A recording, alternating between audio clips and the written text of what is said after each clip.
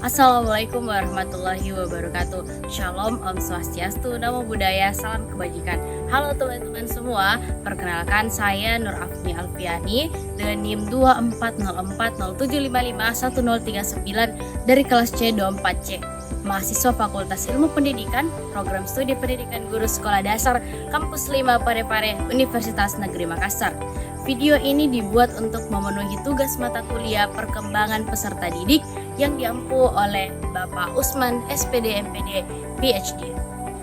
Sebagai pendidik, kita perlu memahami bahwa setiap anak memiliki perjalanan perkembangan yang unik, baik secara fisik, kognitif, sosial, maupun emosional. Dalam video ini kita akan menjelajahi berbagai faktor yang mempengaruhi pertumbuhan peserta didik dan bagaimana kita sebagai pendidik dapat mendukung agar mereka dapat berkembang secara optimal.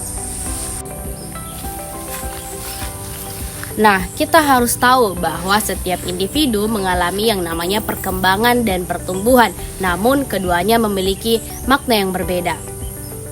Perkembangan adalah yang terjadi secara terus-menerus dan bersifat tetap dari fungsi jasmani dan rohani yang dimiliki individu menuju tahap-tahap kematangan, memulai perubahan, pemasakan, dan belajar. Sedangkan pertumbuhan ialah merujuk pada perubahan yang bersifat kuantitatif, yaitu peningkatan dalam ukuran struktur seperti pertumbuhan kaki, kepala, dan sebagainya.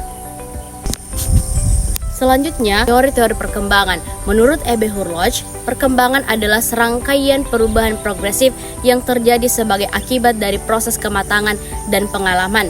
Bekerja dalam suatu proses perubahan yang berkenaan dengan aspek-aspek fisik dan psikis atau perubahan tingkah laku dan kemampuan sepanjang proses perkembangan individu mulai dari masa konsepsi sampai mati. Adapun teori-teori perkembangan, yang pertama adalah teori psikososial Erikson, yang kedua teori konstruktivisme, yang ketiga teori sosiokultural Vygotsky, yang keempat teori belajar sosial Bandura, yang kelima teori sistem ekologi, yang keenam teori psikoanalisis, dan terakhir yang ketujuh teori behavioristik.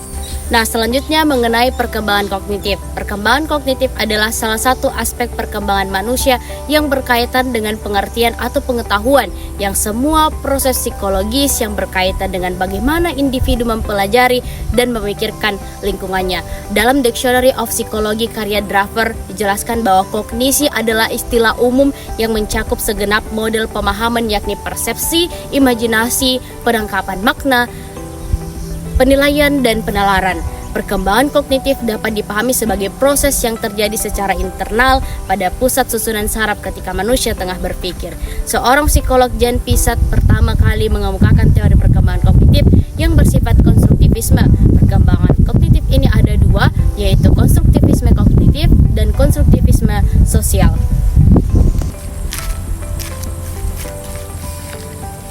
Selanjutnya perkembangan sosial emosional.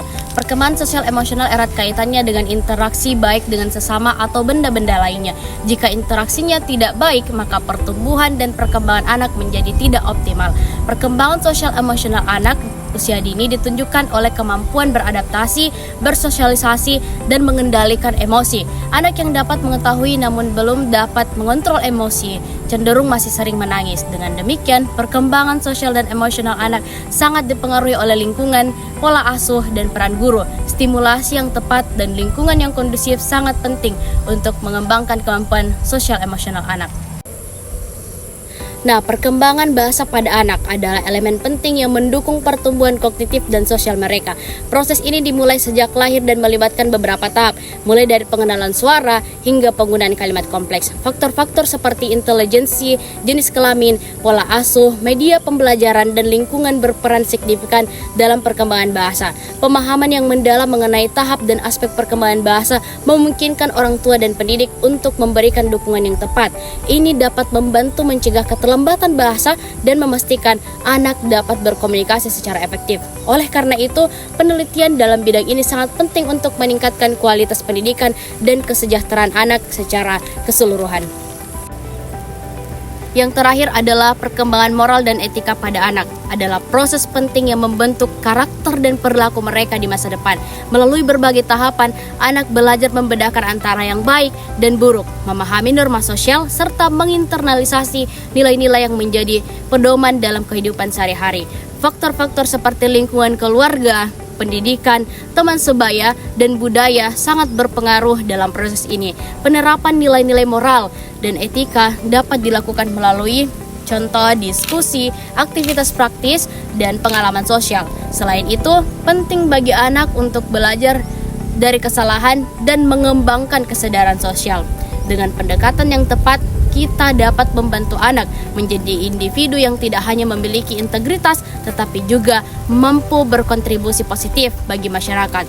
Oleh karena itu, perhatian dan dukungan dari orang tua, pendidik, dan lingkungan sekitar sangat diperlukan dalam membimbing anak menuju perkembangan moral dan etika yang optimal.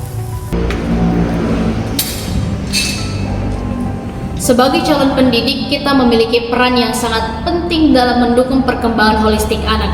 Dengan memahami berbagai aspek perkembangan baik fisik, kognitif, sosial, emosional, bahasa maupun moral, kita dapat menciptakan lingkungan yang mendukung dan merangsang potensi terbaik mereka. Melalui pemahaman yang mendalam tentang teori-teori perkembangan dan faktor-faktor yang memengaruhi, kita dapat memberikan bimbingan yang sesuai dan efektif.